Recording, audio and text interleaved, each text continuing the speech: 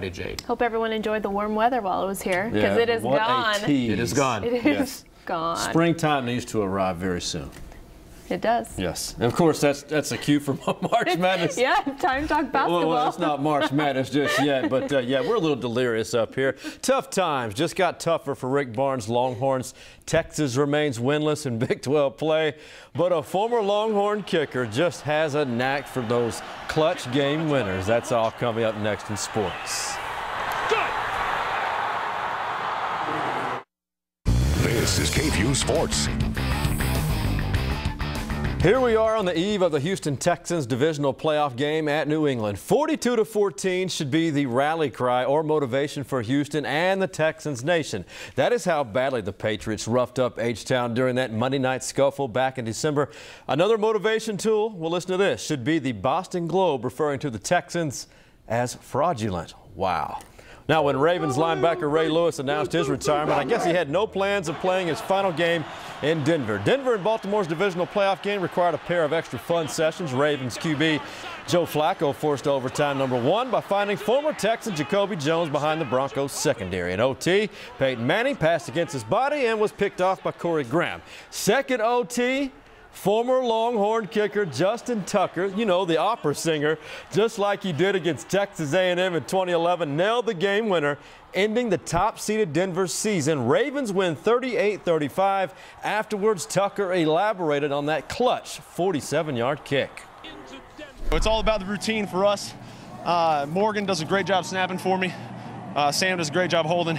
When they serve it up like that, it's hard to miss. So, you know, more than anything, we're just thinking about our routine and doing what we do.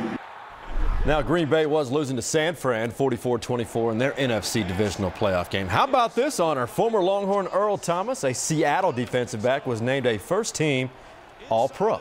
Now, this season has been a complete struggle for Rick Barnes and his Longhorns men's basketball team. Things got worse today at Iowa State. First, guard Sheldon McClellan played an entire 60 seconds. The reason?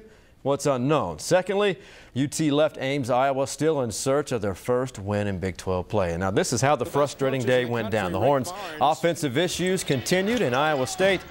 Well, they would take this rebound on the break. Then Percy Gibson off of the bench finished it, and the Horns trailed by 11 at halftime. Now, UT cut the deficit to 5 in the second half right here when Julian Lewis dropped this sweet reverse lay-in. He had a 15-point day, but the wheels fell off the Longhorns' wagon, and Iowa State took advantage of 10 Texas turnovers. Texas fell to 0-3 in the Big 12, losing 82-62. Now, the fact is, this is the worst start in the Big 12 under Rick Barnes. If you look at the previous 4 seasons, it may be a struggle to win at least half of their Big 12 games. Now, keep in mind, not one Barnes-coached team has won less than 9 games in the Big 12.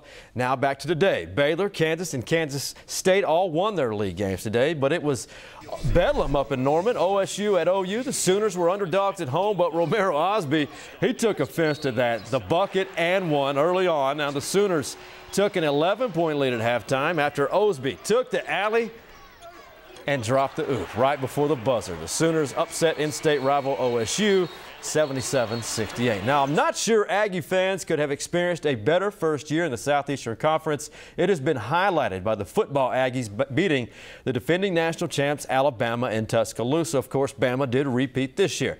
Then this happened today in Lexington, Kentucky. Elston Turner, unbelievable. Unbelievable is right. The Ags' Elston Turner was in a zone, dropping 40 points on Kentucky. Now, this is the dagger in the Wildcats' heart. The 3-bomb one from Fabian Harris. The Aggies upset the Wildcats 83-71, handing Kentucky their second loss at home under John Calipari. Amazing stuff right there. Now, talk about amazing. Blake Griffin should make our all-time highlight of the night team. Check out what he did with the lob from Chris Paul. That's real nice. That tremor you felt was because of Griffin. We'll check on the bearded one and the Rockets up next. 20-7, Clippers off to a sensational start. If you thought times have been tough for the Longhorn men's basketball team, the UT ladies are trying to end a 5-game losing skid, and it will be an extremely difficult task tomorrow when number 21 Oklahoma State enters the Irwin Center. Now, the bearded one, James Harden, and the Rockets were on the road in Philly tonight. Harden isn't afraid to pull up from any distance, and that's why. Harden led the Rockets with 29 points, but the Sixers, You know, I didn't cut the highlights properly because it shows all Hardin. Sixers were too much tonight. H-Town dropped their third straight game, losing 107-100. Fear the beard, right? Fear the beard. I think you would look good in a beard. Hey, I can do it. I just don't grow facial hair. I might try that sometime. Get on it.